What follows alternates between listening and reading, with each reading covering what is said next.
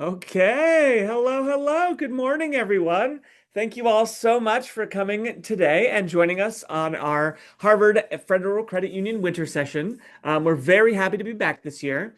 We're very excited to have you all join for Adulting 101 today. We're going to have a lot of great content going on for you here.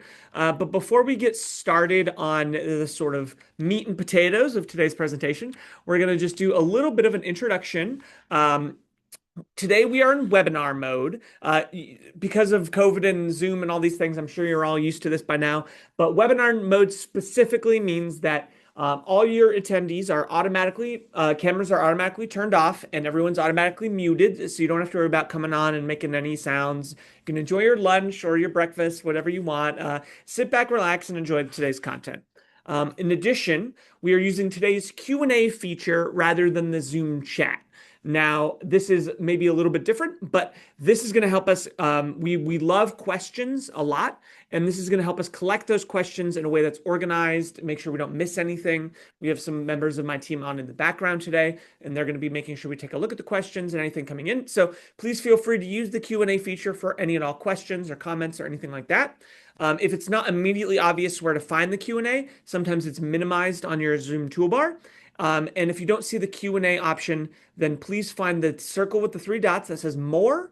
And then under that, you're going to see the part that says Q&A. Usually it's kind of right underneath polls, or if you don't see polls, that's fine. But you should see Q&A there. Any questions you have, any comments, please use that feature. This is going to make sure we can get eyes on it, make sure we can help you out right away.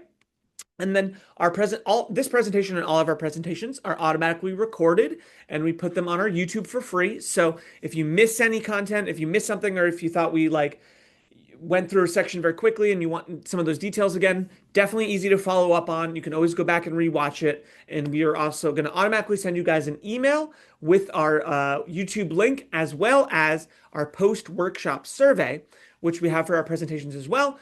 Our team, we love feedback. We're always looking to improve. We always want these webinars and presentations that we do to really be like speaking to people, really be like talking about things that the community wants to hear, that our students want to hear. It's like really important. So any feedback you have for us, please feel free to fill out the survey, which we will link to you today, as well as send in that follow-up email because we always are looking to improve. So thank you very much for joining us here today. A little introduction. My name is Ty Koppelson. I'm going to be leading today's presentation. I'm here with some of my teammates in the background. We got Jen Fries, who's our manager in the background, and then Terrence Bazil. He's going to be actually leading a presentation this afternoon, the second winter session presentation of the day, about how to build credit from scratch. So that one's really great. We're going to hit on credit a little bit in today's presentation, or this presentation. But if you want to follow up more of a deep dive into how to get started with credit, because again, it's very complicated. Terrence is going to be taking lead on that this afternoon. It's really, really great. So I recommend checking that out as well. But we also have another presenter here today. Very, very excited to introduce Sophia Young. Sophia Young is a sophomore here at Harvard College, concentrating on economics with a secondary concentration in sociology. She serves as development chair on the board of Generational African American Student Association and hosts a show on Harvard Radio, WHRB. She joined the Harvard FCU Student Advisory Council this month, and she's interested in bringing financial wellness information to underserved communities. So thank you so, so much for joining us, Sophia, and welcome. Hi, everybody. I'm so grateful to be here. And yeah, I'm excited for this presentation. Yeah, I'm really glad you're here because we always are trying to make sure that we are, speaking to the student body directly. It's great to have a representative of the student body here. I'm looking forward to hearing you talk a little bit more about like certain things you do on like adulting and budgeting and stuff like that, and maybe things that you need a little more help with, or things that are like this is really hard or something like that. So we can talk about it and we can figure out what are the most important things to kind of go into more depth on. So very excited about that.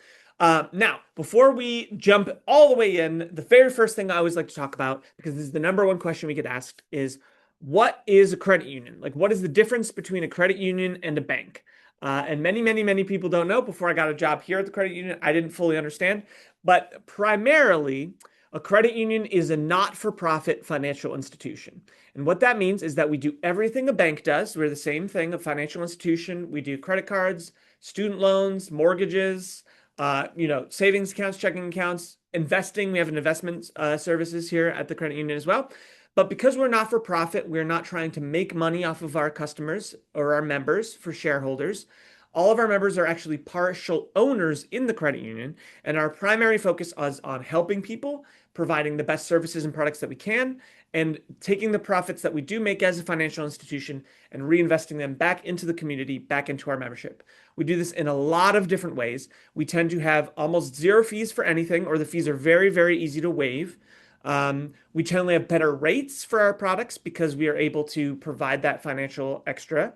And we tend to find as many different little ways as we can to give back. One of the most loved benefits we have is that if you have a debit card with us, so if you have a checking account and you get a debit card with the Harvard Federal Credit Union, we automatically refund all ATM fees. So that means that even if a different bank charges you a fee, anywhere in the country, we will automatically give you that money back. So we didn't charge you that fee, but we're giving you the money back anyway. And that helps us with a lot of different things. But one of the things is we are a bit smaller, right? We're certainly nowhere near the profile of Bank of America or something like that. But we're finding ways to be able to support you, even if you're traveling or anything like that. And we're also actually part of the credit union co-op shared branching network, which means that there's a bunch of credit unions all over the nation that work together on the same network. So if you're like traveling to a different state and you need to access your accounts here with us, you can actually go into a whole different credit union and they're going to be able to bring up your accounts with us. So we always finding ways to work together, and it's really, really great. So that's the primary benefit of credit union and the main difference between a credit union and a bank. So our whole team is community engagement. We love being part of the community. We love doing these presentations and finding ways to actually give back. So yeah, that's a little bit about us. But you didn't come just to hear about us. You came to hear about how to be an adult. And you know what? We're all still trying to figure that out. But there are a few things, like, especially when it comes to finances and jobs and things like that, that we can help provide a little bit more context on. So today's agenda, we're going to be covering four primary topics. Number one, building credit history. Number two, full-time jobs, kind of how to approach that, how to get that started, what are important like buzzwords and things to know when you're approaching your first full-time job.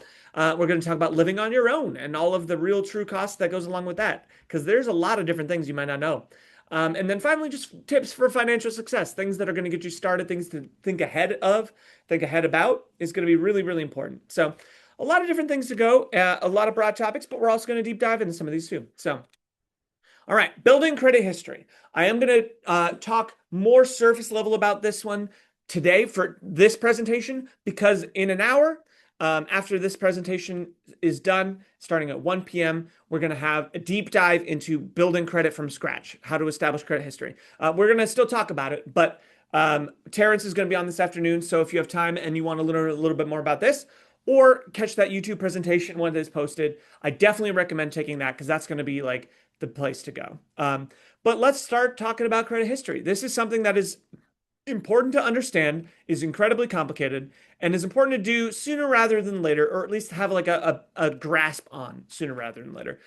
But we're going to start really, really simple. What is credit, right? Because this is something that gets thrown around a lot. What is it specifically? So credit is an agreement wherein someone receives goods and services now and the understanding that they'll pay the creditor back later, which is a little is a very high term definition. But basically credit is like, have you proven that you are able to pay things back on time and like you do it well and on time and aren't a problem? If so, then more people are willing to, lend you money or give you extra services because you've proven through your history and your credit score, whatever, that you're able to handle that responsibly. And so the more you can prove that, the higher your score, and then the higher that you're going to be able to, enjoy the benefits of that service later. So credit history specifically is a record of how you've managed various forms of credit, money extended to you or anything like that.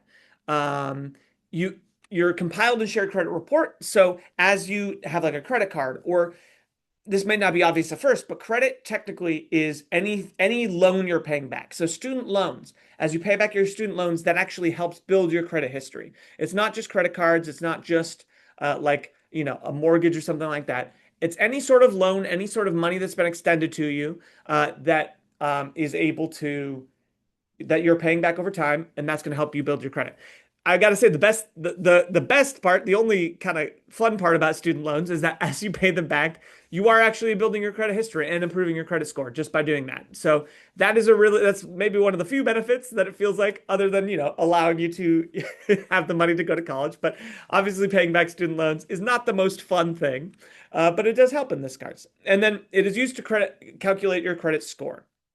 So, as you pay back all of your various forms of credit extended to you, you're going to, based on how well your behavior is with that, it's going to improve your credit score, which is then what, businesses and loans and lenders and all that will look at when it comes to determining your ability to apply for more credit in the future and what your rate is going to be. So, credit is not everybody knows this, but which is why we're going over it. But credit is actually used for a lot of different things, not just for loans and stuff like that. It is used to determine whether or not a new credit card will be extended to you, like if you apply for a credit card, if you're going to get one at all, and what the terms would be, like what the interest rate would be, that kind of thing. It is important for in some cases being offered or keeping some jobs. Not all jobs, but especially if the job has anything to do with like finances or wellness or things like that, they're going to want to have proof that at least are able to practice this responsibly, at least be able to be on that same page.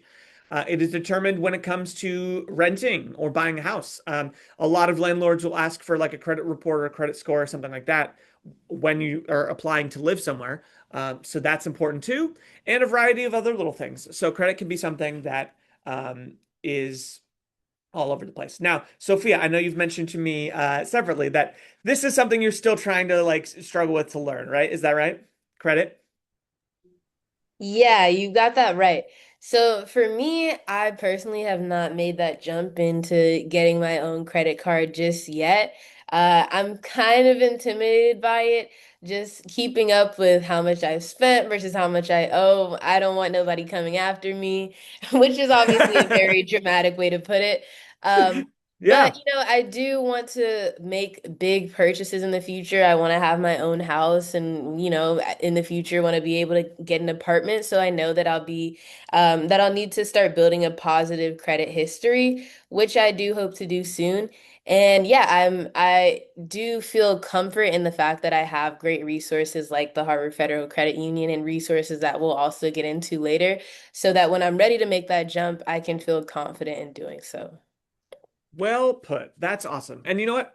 I don't blame you. Credit is scary. It's like this whole thing that you have to try to figure out and understand. And it's easy, like if you don't know what you're doing, it can be easy to mess up. And you don't want to mess it up because establishing bad credit history is in some ways worse than not establishing a history at all, right? Certainly. So we want to make sure that everybody just has the right tools, the right knowledge they need to kind of get started, to kind of know, to demystify it, right? To make it a little less scary, to understand what the most important things and best habits are going to be. So, unfortunately, if you don't have any credit history, it can actually be very difficult to even get a credit card in the first place sometimes, because it's like they need you to look at your credit history, but you don't have a lot of credit history because you didn't have a credit card. And it's this whole tricky situation. But there are a couple tools that if you are chomping at the bit to start that credit history, but you don't have a lot of history of paying off student loans or anything like that, there are a couple tools you can look into to sort of begin a credit history without needing to apply for a specific credit card. One of those ways is a secured credit card.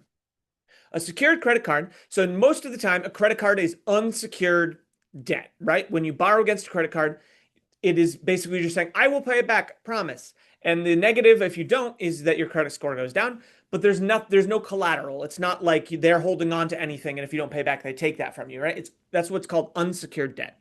But a secured credit card is a starter credit card option. This would be where you like basically you go to a bank and you say, "Hey, I would like to apply for a secured credit card. I have $200 cash, and I'm going to let the bank hold on to that, and then I'm going to get a credit card that has a $200 limit." So you're going to get that credit card. It's secured against that cash that you brought and you gave to the bank. That's still your money, assuming that you don't mess it up. You're going to take the secured credit card. And then when you spend money on the secured credit card, you'll pay it back. But because it's secured on that $200, if you fail to pay that back, the bank's going to keep that $200 cash that you gave them, right? So it's secured. This means the bank is much more willing to be like, oh, yes, I will offer you this credit card because they know that if for whatever reason you don't pay it back, they're going to get to keep that $200. So a secured credit card is a great way to kind of be like, I'm going to start building this credit history. And I know that as long as I practice good habits, I'm going to get my money back that I had originally lent them, right? So that is one way to start if you don't have another credit card. Another thing is a credit builder loan. These are very specific types of loans that you can apply for at a bank or a financial institution, where it's usually like a low limit and they like help you work through it. It's basically a loan that you borrow against just so you can pay it back, just so you can start earning some credit, right? So it's something like that. And then another thing, now this is important to say with caution, is you can become an authorized user. So basically this means is that a parent or a guardian figure, something like that, can add you to one of their credit cards as an authorized user on that credit card. Now what this does is this actually extends their own credit history kind of onto your name. And it will let you apply for your own credit cards and things like that because it kind of puts you on their name with their credit history. Now, the important part to say is with caution, is because this could be bad for either them or for you. Now, if so, for example, if your parent or guardian has a poor credit history or poor credit score, that's going to kind of be also added onto you when you're kind of starting from scratch. So you might not want that. And the other thing is that if you are still struggling to understand or you don't think you're going to be able to practice credit responsibly, using that credit card responsibly, it could negatively impact their credit score if you practice some, bad responsibilities there. So the important part for this is to have a talk with your parent or your guardian if this is something available to you. Not everybody's going to have this option, but especially if you're trying to find a way to get started and you haven't applied for a credit card yet, or you're unable to get one because you don't have that credit history yet, this would be a good place to start. Have a conversation with a parent or guardian if you think you can, and see if this would make sense for you. But again, exercise caution, make sure you understand all of the ins and outs and what this would mean for both parties involved. But let's break down what a credit score actually is. Again, we're going to do this a little bit more briefly for this presentation, but if you want more of a deep dive, please do feel free to join us this afternoon. But a credit score is 35% payment history. And what this means is that when you use your credit card, you make your payments on time and in at least the minimum payment in full. This is 35% of your credit score entirely. It's by far the most important uh, part of having a credit score. The most important thing you can do is when you have to make payments, at least pay the minimum and at least and on time every month. In If you do that, you're going to be in a pretty good starting spot. As soon as you make sort of a late payment or something like that, it's going to really start to negatively impact your score in a noticeable way. So really just the most important thing is making sure you're like, okay, I owe this much. Whoa, the camera really zoomed in on me there. I owe this much this time of month. I'm going to make sure setting up automatic payments or something like that can be a great way because then you don't have to remember exactly which date. You don't have to make sure you lock it in. This is a great way to make sure that, like, if you're scared about being able to figure it out, right, Sophia, you can set it up so that you can have the automatic payments for the minimum amount be made every month, and then you'll know that it's locked in. The next biggest piece is 30% amounts owed. So this means that you don't want to owe too much of your available balance. So say you get a credit card and your credit card limit is 1,000, which means that you can spend up to $1,000 on your credit card and then that's it. That's as most you can borrow on your credit card. Now, credit companies doesn't look good if you've maxed out your credit card. So if you've spent all $1,000 of that amount available to you, that looks like you're trying to spend more than you can or using too much. It looks like you've maxed out your credit card, and it's not a good look. It's not what they're looking for when it comes to like practicing responsible amounts. So what we always like to say is the magic amount to, or like the good amount to kind of spend is you want to try to spend no more than 30% of your available credit. So if you have $1,000 limit on your credit card, you want to kind of try to spend $300 or less of your available limit at any given time, if you can. this is going to look really, really good to the credit reports, to the creditors, because it's like you can responsibly handle a certain percentage of your total amount available to you and also pay that back on time and at least in full. So that's going to look really, really good. And what we talk about is responsible and productive credit card practice. And then there are these other pieces of the credit card score as well, which is length of credit history. Again, that's going to be the one that's kind of hard to build if you don't have a lot of credit history. But as you go, it's going to be a helpful way to keep your score up. And what this also means is that when you get your first credit card, you want to kind of keep that credit card open, even if you don't owe anything on it. You can keep it at $0 so that it's not charging you any fees or anything like that, but just don't close it because it's going to look really good to have a line of credit available to you for a long amount of time without that's going to just look good to people. So keeping something open that even if you're not using it anymore is a great way to make sure you have a good length of credit history and a line of credit that's been open for a long time. And then these two are something that impacts your score, and it's important to talk about. But I think a lot of people can overestimate how much it matters and put a little bit too much faith into this in a way that can be a bad habit. So, new credit, when you get a new line of credit, that actually is a helpful thing for your credit score. When you get new credit, it increases your credit score a little bit, 10%, not too much. And then credit mix. So, credit mix means different types of credit available to you. So this would be something like I have a student loan. That's one type of credit. I have maybe a car loan. That's another type of credit. I have maybe a credit card or two. I've got a couple different sources of credit, a couple different mixes. Now, this will technically positively impact your credit score, but the important thing to note is that you should not just go out and apply for like 5 new credit cards because, oh man, that's going to give me a bunch of new credit and a bunch of credit mix because I've got all these different things. True, it will increase your credit score a little bit, but unfortunately, like trying to do too much, trying to apply for too many credit things at once is actually going to look worse overall. So, getting a little bit of new credit when you can and having just a variable mix of credit available to you is going to help a little bit, but do not overindulge in those. Most important part is going to be payment history and amounts owed, as well as establishing that credit history to begin with. Okay. I said I was going to speak very shortly on credit, but that was kind of a lot of information. But there is a lot there, and it is important to at least explain these concepts. So if you want more of a deep dive again, like I said, this afternoon is going to be a great time to do that. But the important part is establishing positive credit history and credit behaviors. So like I said, every payment on time, every month, set up automatic payments if you have to. It's a really great tip. Keep your credit card balances low. That 30% or under mark is going to look really, really good. So figure out whatever your total available amount on your credit card would be, and then make sure you don't spend more than 30% if you can help it. Obviously, sometimes life happens, but practice good habits there is going to look really, really good. And then only apply for new credit when you need it. Like I said, the new credit thing is helpful, but only a little bit.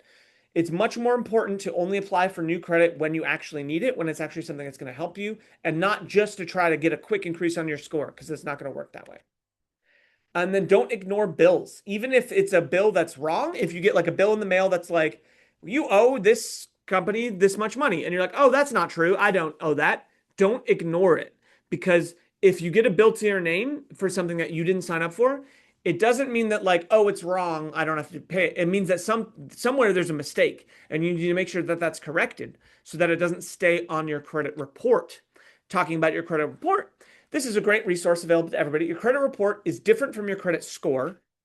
It's got all of your it's a full breakdown of everything that has your name on it, your social security on it when it comes to credit, when it comes to loans, when it comes to lending, and it shows a full breakdown of everything with your name on it, your payment history, all this stuff. It's really, really great. So checking your credit report at least once a year at annualcreditreport.com, which is the only completely free way to get your credit report, is a really great practice to get into. Because if there are any mistakes on there, you can easily, or sometimes less easily, get them fixed. But the important part is if it's not easy or if it's going to take some time, you want to try to get that process started. So if there's anything wrong or any mistake, there are definitely mistakes in our world. You want to make sure that that's not under your name and impacting you in a negative way. And just like looking at your credit report like once a year and trying to figure it out, make sure everything looks the way that you intend it to look. is going to be a great way to go. So that's going to be another really, really great thing. Make sure there's no mistakes on there that's negatively impacting your credit score, because mistakes can stay and more heavily impact your credit score negatively than it is to sometimes impact your credit score quickly in a positive direction. So you want to really make sure that any mistakes are addressed as soon as possible. And then the last thing is, like I said, make every payment on time every month. So payments on time and at least the minimum payment in full. Now, before I move on to the next section of the presentation, um, I want to just really break it down even further, because I think that this when I was getting started and got a credit card, it wasn't very clear and obvious to me the best way to build credit with a credit card without actually incurring an interest rate. So you get your first credit card. If you make payments using that credit card, say on groceries or something, right? I make $100 every week, every 2 weeks, something like that on groceries. And I use my credit card for that. If I pay off that credit card before the end of the month, before my billing cycle, in full, so if I spend $100 on the credit card to get groceries, and then I go home and I pay off all $100 that same month, I will be building credit because I used my credit card, but interest is only applied on your credit card at the end of the billing cycle. So when it gets to the end of the month or the end of my billing cycle, if I owe $0 left on that card, I don't get charged any extra money. I only spent that $100 and then paid off that $100. There's no interest rate applied. There's no extra charge or money that I am charged because I paid it off right away before the end of the month. If I waited after the end of the month, I'm going to get charged the interest rate on my credit card in addition to the 100. That's the 100 that I get charged with the interest rate. But if I pay it off first, there's no interest rate applied. So interest is only applied at the end of the billing cycle. So you don't have to worry about paying extra on the money you're spending just to spend it. Now, if you need to maintain, if you buy a big purchase that you don't have the cash for to pay off right away, which is, of course, one of the benefits of a credit card. You will have to pay interest on it, just like any typical loan. But there's ways that you can use your credit card and pay it off without being charged any extra and also increasing your credit score. So I just wanted to be very clear about that because I feel like that is sometimes lost in the conversation of this very complex thing. So, all right. Well, that is a very brief, not so brief rundown on the credit history, but we're going to talk more about that more as well in presentations that we have going on. So let's move on to full-time jobs. So full-time jobs, there's a lot to learn about. They might seem pretty straightforward on the surface, but there's a couple different things here. So gross pay is the first thing. So gross pay, landing is the total amount of money that you earn is what's called gross pay. So when somebody offers you like, oh, like this job's going to be like, you're going to be starting off at 40K a year or something like that, or this much an hourly rate. That is what's called your gross pay. It's your salary amount. It's the amount that's offered to you when you accept a job offer. It's going to be your hourly rate times your hours worked. It's going to be this like, generally bigger number. It's going to be really great. It's going to be great to look at. But it's different from your net pay, which is your take-home amount, how much you actually get to keep and spend at the end of the day. Is different from gross pay because there's a lot of deductions, right? This can be surprising to some, certainly, because things like local, state, federal taxes all come out of that. Social Security and Medicare come out of that. If you're anything like me, when I first started my first, part-time job in high school, even, I was like so excited to get my first check and then looked at it and it was for a lot less than I thought it was going to be because of these deductions that come out, which, help our society function and all of that. And they are helpful. But at the same time, it does mean that the number you actually get to take home and get to use for your expenses and for your savings and all that might be much less than you thought when you started doing your budgeting, when you started looking at your paycheck, that kind of thing. So this is important to know. Optional benefits would also come out of your gross pay amount. Optional benefits in this case would be like health insurance, dental insurance, vision insurance. Sometimes there are when you get a full-time job, they're gonna show you a benefits package and you get to sign up for different benefits you want. Obviously, you probably want health insurance and these types of things, but you might still be on your parents' plan, of course, certainly depending on your age and that kind of thing. So these are important things to talk about and make sure you have an understanding of. But there are other optional benefits. One optional benefit I have through my job is like a online kind of identity monitoring platform because There's a lot more frauds and scams going on out there right now with like identity theft and things like that, people getting your information. And so that's just something I do. It's like a little bit extra benefit I put can take out of my paycheck through my job to have them like monitor my identity online. And if they notice anything strange, they'll send me an email immediately and be like, "Hey, we noticed that your name popped up in this unusual spot," that kind of thing. So there's some optional benefits that you can sign up for through your job. Um, they're going to be a benefits package related to any full-time job that you get. And then you can look through that and to choose which ones you want to sign up for, generally at different price points. The benefit of that is that money does come out of your gross pay, which is in some ways is good because that is before taxes. So it is sometimes more beneficial to have something come out of your gross pay before it comes out of your net pay. And then, but that also means that your net pay is going to be less. So these are just important things to have an understanding of your gross pay and the net pay and the difference between those numbers and how much the actual cost. You're going to hear me talk about actual cost a few times because I think one thing that's really easy to misunderstand is we have an idea of how much something is going to cost, whether that's money or time or um, or effort or something like that. But then the actual cost of something and all of the things related to that is going to be more than we thought, or going to be something that's like a lot harder to take into account. And so it's going to be really important to understand like the actual cost of something. So hold off on making financial commitments until you know exactly what your net pay is going to be. Because once you have an idea of your net pay, how much your actual paycheck take home amount is going to be, then you can start understanding exactly how much money you're going to have for things like savings, for things like entertainment and expenses and fun things like that. Things like what you can sign up for financially in terms of monthly commitments, subscription services, things like that. And if you're paid hourly and your hours might fluctuate is another thing. Sometimes you'll start a job and that job might be 35 to 45 hours a week. It might fluctuate. Some days you might work more, some days you might work less.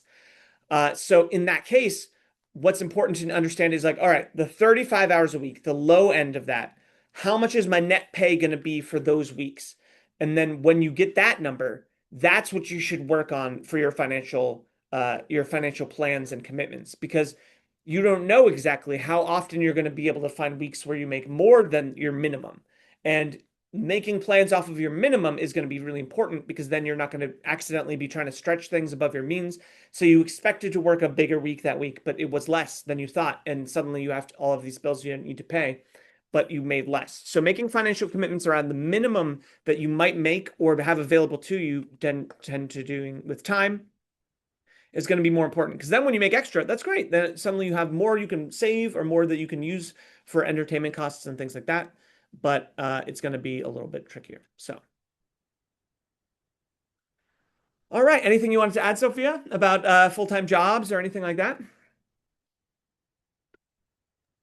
Honestly, I personally just learned a lot on that slide. I have not had a full-time job yet, but learning about the Absolutely. difference between gross pay and net pay and getting benefits through your job seems like a lot of really helpful information. Yeah, yeah. So I'm glad you mentioned that. Yeah, it's like there's a lot of part-time jobs, right? Like the one you're here What I'm helping us out currently with working at. is great. And I think a lot of these things you can start to learn about that, like gross and net pay. You'll see that certainly. But when it comes to full-time jobs, generally the benefits package is a big part of that, right? Because that tends to be a little bit more involved with the full-time job because it is like you're doing this full-time thing. It's where you're going to generally, especially as you get older, start getting your health insurance and these other benefits from. Okay. So it's definitely something to be aware of and like know how to look for and like know what to look through. So just consider those types of things considering is going to be important to look at. But I guess I kind of have a question on that yeah, one. absolutely. Let's go. So, like where would you say when would you say is like maybe the best time to maybe like switch off of your parents' insurance versus going with your job's insurance? And is one side like kind of better than the other? Does one affect your credit? Yeah. I got you. Yeah. So it should when it comes to like health insurance, right? It doesn't really affect your credit because it's not a loan you have that you're paying back. It's a benefit you're getting through your parents or through a job where it's like, hey, we're going to take this much money out, and then if you have a big medical expense, we got you covered, right? So generally, I think my best advice would be to stay on your parents as long as you can. because it won't be an extra expense to you. It's a great benefit that you can have extended for as long as possible. So as much as you can, I would generally say best practice would be to do that. But the thing is that not all health insurance programs are created equal. If you do get a full-time job that offers like a really robust package, especially if you have certain complications or more medical needs or more involved, like you need to go to the medical services more often or something like that, um, it can definitely be worth considering which of these health insurance packages is better for me, right? And that's one of the best reasons to really look through, because often a job will have actually a couple different tiers of health insurance through that same job. So you can get like the basic one if you're like, you know what? I don't have like a lot of, I don't need ongoing medication. I don't have a lot of medical complications usually. I'm pretty lucky in that regard. I can probably go with the lower tier one, which generally means it's cheaper month to month, but if you have to go in, you might have a higher copay when you go into if you need to like go to the hospital. They'll still cover you for big expenses and stuff, but generally there's a copay, which means how much you do pay out of your own pocket when you go, and that'll be capped at a certain amount. But if you get like the lowest monthly expense one, usually you have to pay a little bit or more when you go in on any individual visit. So it's really good if you're going in very infrequently, um, but then there's some that are like a higher monthly expense, but when you go in, they got you totally covered, that kind of thing. Or it's like a much less amount, that kind of thing. So I would say to generally advise stay on your parents' plan as long as you can, but depending on how good that plan is or what your needs are, make sure you're doing your research and figuring out what's going to work best for you. Okay, got you. Thank you. Yeah, no problem. All right, so let's talk about living on your own. Whether you plan to truly live on your own or have a roommate, which, spoiler alert, in Boston, probably going to need roommates. Housing here is expensive, but that's okay. When it comes to lifestyle and how to figure out how to afford all the things you want to do, we need to make certain concedes when it comes to that kind of thing. And finding a roommate is a really great way, actually, to make sure that you can afford rent, because that's an important step. Um, but when it comes to living on your own, there are a lot of things. The farther ahead you can start to plan it, the better it's going to be, because there's a lot of things to consider. It's like kind of a straightforward, but you'd be surprised at the true cost of something like this as well. So first thing you want to start thinking about is your timeline. If you don't have the money saved up and you need to work on your credit, it's important to be able to think probably about 6 months minimum ish, realistically, to be able to think about moving out on your own.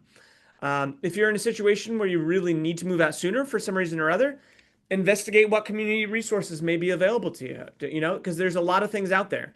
But if you can, think ahead as long as you can. 3 to 6 months is a great window because there's a lot of upfront cost as well as like credit. Like I said, oftentimes when you apply for a place, you're going to want to make sure that your credit score is, as good as you can.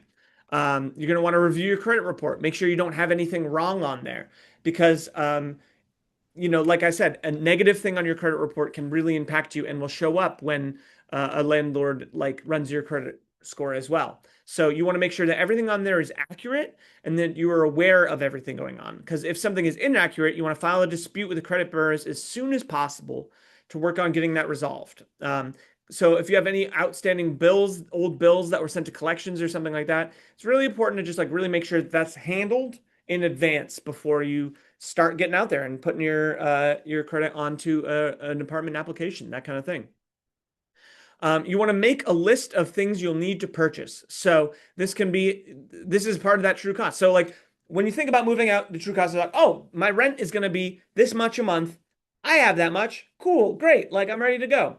But there's a lot to think about that there's actually more expenses than you'd think because you might need to buy a whole new bed, curtains, rugs, there's different things that are a tier list probably for you of importance when it comes to that kind of thing. But you need to consider these types of things, especially when like things you might need, things that you like might really want or have, right? Like especially if you're moving out of your parents or something for the first time, you might not have thought of that. Wait, I do need a bed. And have I had that conversation? Do I get to take one from my house? Like, who knows, right? So it's important to really think about these types of things. And then there's some things that you're going to need, like eating utensils, just a lot of small things, but those can add up. So it's really important to like think about that. And then the other cost that is upfront is that a lot of apartments you're going to need to pay upfront for the first month's rent and the last month's rent, which means you need to have that money like available right like from the get-go, which can be a lot, up front. The good news is that when you pay those things up front, it is not extra. It means your first month's covered and your last month's covered. So when you get to the first month and you need to pay rent, you already will have done that. So that's great. You can get that a little bit of that money back. And when you get to the last month, you'll be covered, which is great because usually when you get to the last month of a rent at a place, it means you're moving out to a different place and you got to pay for first month there. So it can be, ongoing. But the important part is that money is still paid for the purpose, but it is money generally that you need to have up front. Sometimes too, there'll be a security deposit, which is money they hang on to for you that you have to provide up front. Sometimes, unfortunately, more often than you'd like, there'd be a broker's fee, which means that you went to a broker to help you find an apartment place to live, and there's a small fee or sometimes a big fee that you have to pay for as part of that service. So there can be a lot. It's not all apartments are created equal with these. It can really depend on the landlord, where you're going, if you went through a broker or not. It can be really hard to tell. But these are all things you might have to pay up front, which can be a lot of money to get started. So it's really important to do your best to consider this, to start saving money ahead of time as much as you can.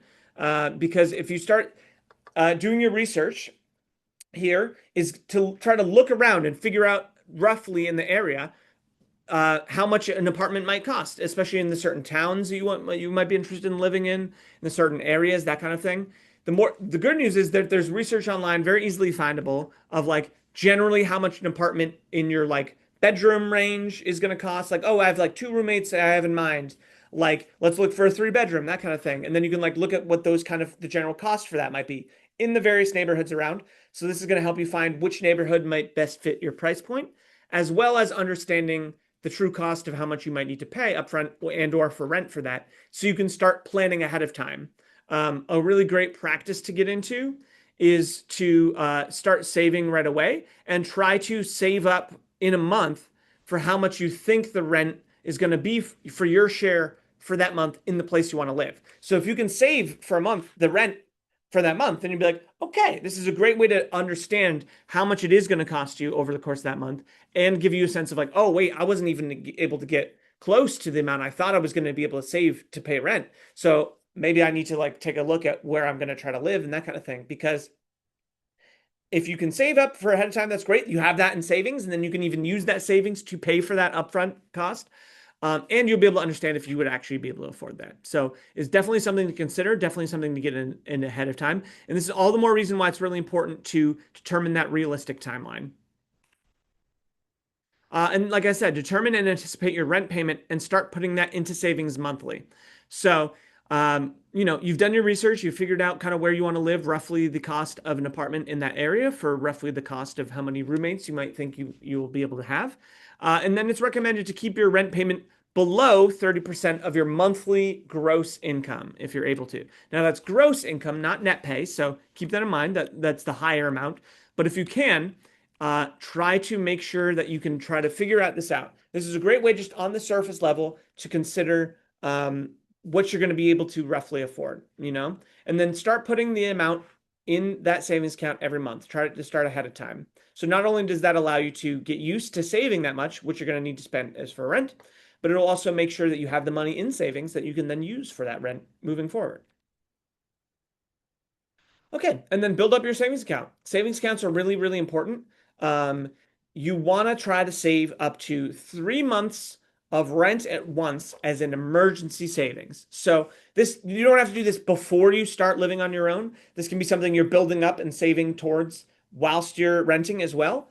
But if you can build up an emergency savings that is at the very least 3 months worth of your share of that rent, then you'll be in a really good spot if something happens, like if you lose a job or something like that, then you won't be immediately in this predicament of like, I can't pay rent, I'm screwed, right?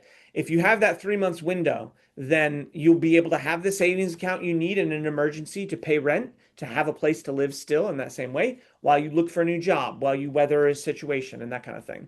So building up savings to have as a backup, in addition to paying rent or even ahead of time before you're paying rent, can be really, really great. So, but emergencies happen. Like this is why it's really important to do is to treat rent as your top financial priority. Like having a place to live is really, really, really important. So treating rent as your top financial priority, even if that means that, maybe you couldn't save as much as you wanted that month or couldn't save at all that month. Sometimes that happens. We're all humans. That when I was first starting living on my own in Boston, I moved here from a small town in Vermont. I was not prepared for exactly how involved and how expensive certain things were going to be.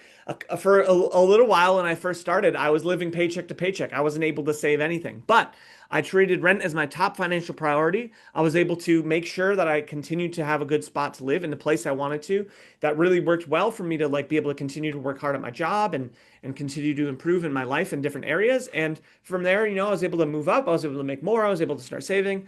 It's great. There's a lot of great things, but being able to make sure you can stay and have that place to live is going to be like so important, especially if something unexpected happens. So you want to communicate with your landlord if you determine that any options you may have.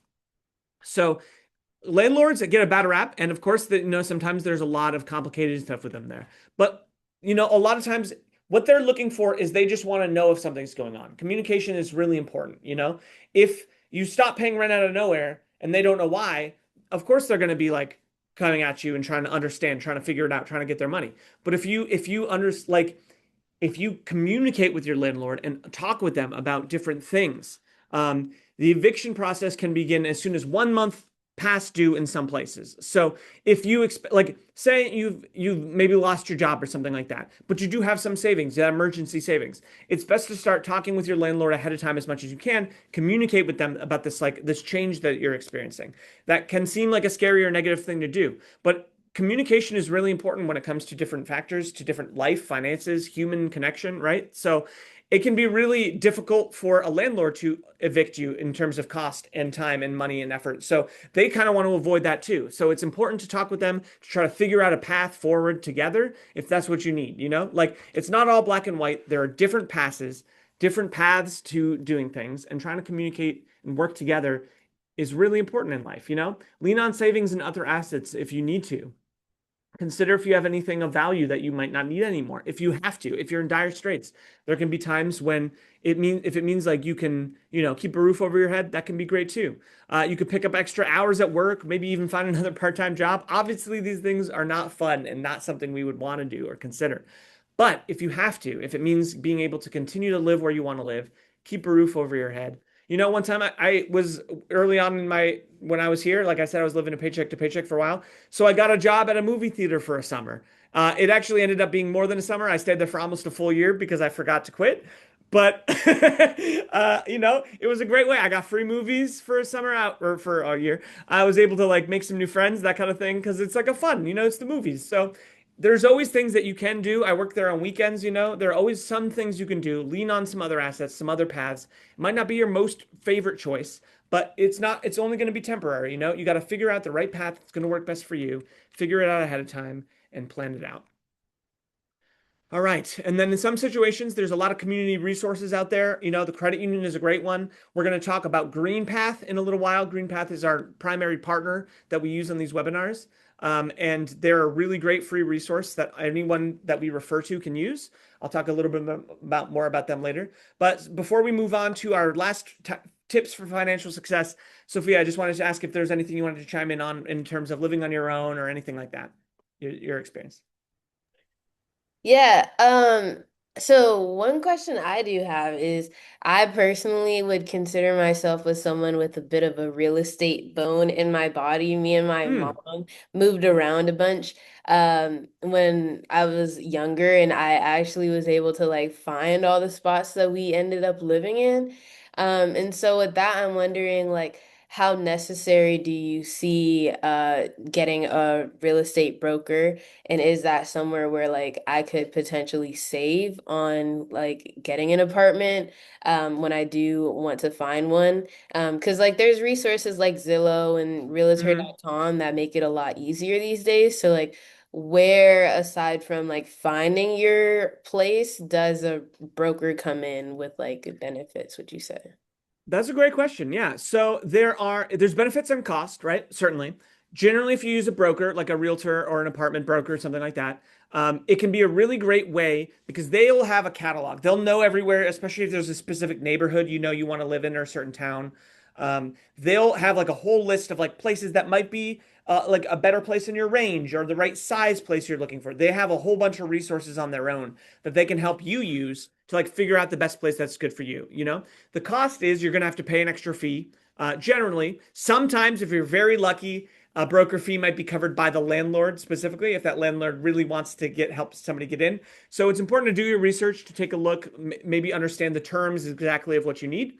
But it can be really hard to just like go somewhere new and find a place to live without any help, right? That can be really hard because you might have to like look around, you might have to like drive through the neighborhood and look and see if there's like a place for rent on the sign or something. It can be so hard. So I do think usually you might, especially in Boston, more often than not need to look through a broker, especially if your like time is a factor for you. Like if you're like, oh, I know I'm moving to Boston this time or something like that, or like I'm moving to this neighbor or I'm out of my dorm at this time or whatever, like if time's a factor, then you're probably going to want to use a broker anyway. A lot of times it's going to be just like the best plan because they're going to be able to help you get sorted out. They're going to be able to show you lots of places. You're going to be able to have a good pick, but you just need to understand the expense of that, right? The cost is really going to be, usually it's like, sometimes it's a full month's rent for the broker. Sometimes it's like half month's rent for the broker, something like that. So you're just going to want to make sure, especially if that's something that you're going to want to consider, to be saving up that money ahead of time, right? Be saving up for that upfront cost. Or,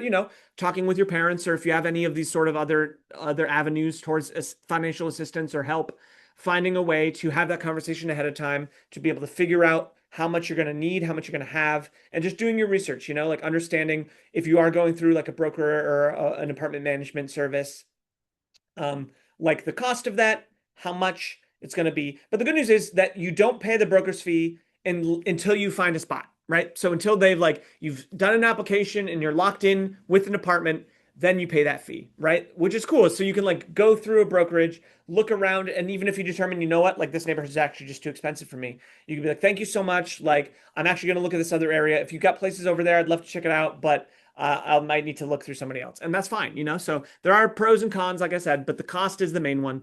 But the benefits can definitely be very helpful. So it was a good perspective. I'm glad you asked that question. Of course. Thank you. Yeah, no problem. All right, so we are getting to the last like 10 minutes here. I'm going to go over just some quick tips for financial success. I want to make sure we have a little bit of time for questions at the end, just in case, because that's going to be important. We always want to make sure we got questions here. But tips for creative expense. Create a budget and use it. Sophia, I know you've talked about budgeting, so I want to hear a little bit about how you do your own budgeting. Yeah, so I do not have like a fully fledged out budget. I know I'll be making one soon, which I'm excited to do.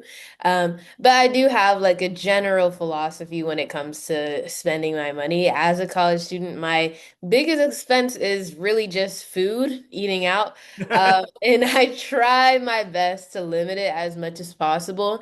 Like even though like I'm not the hugest fan of our dining hall food, like sometimes you got to just go with it. I try to limit myself to under like 3 times like eating out, and that'll include like a coffee or anything like Mhm. that. And since I don't have like, like a full-time job, I try to limit like things like shopping and like buying clothes, just big purchases generally. My workaround with that is like I'm a big fan of like thrifting. It's like a Mm. hobby of mine. And so I can save a lot on clothing through that. Like you can find like a piece that might have been $40 for literally like $5. And I find a lot of joy in it also. So it's great. And like yeah, outside of that, just trying to find like student plans for things and making sure you're signed up for those. Like Spotify, if I was not using my student account, I would literally be paying 15 a month where I'm now paying like 5. There are a lot of benefits being a student in a lot of different places that you can save. So I would definitely say find those and use them. I love that. Thank you so much. Yeah, I love especially that you've talked about like different resources available to you, right? Like there's these student discounts, there's all sorts of stuff. I know that Harvard has a lot of discounts. Like I know that at Pete's Coffee, you can get like a student discount deal where it's like a pastry and a medium or small coffee for like $7.50, which is pretty cheap in today's I didn't even artisanal know that. coffee I'll world. be using that. Yeah, see, check Thank it out. you. So there's a lot of great things like that, whether it's directly through your student stuff, like the Spotify account, like you mentioned, or just like another benefit in the community or the area that's really good. But if you don't know how to budget, there's a lot of different ways you can do it. We actually do a whole webinar on budgeting. You can check out on our YouTube. There's a lot of different, like either really gritty, like you fill out a whole spreadsheet, but there's other things you can do too. But if you don't know where to start, generally, I would say just like try to make a list of all your expenses, take a look at your bank statement, your account, really like write out everything all of your expenses in a month, and then try to figure out how much you're saving a month. Include savings as part of that, and just like take a look because a lot of people might not realize how much they're spending on certain things like subscription services or other things. Like it's really easy to just kind of like sign up and forget it. But when you take a really good look at it and just like listing them out, you might find ways that you can be like, oh, you know what? I'm spending way more than I thought on coffee or something like that.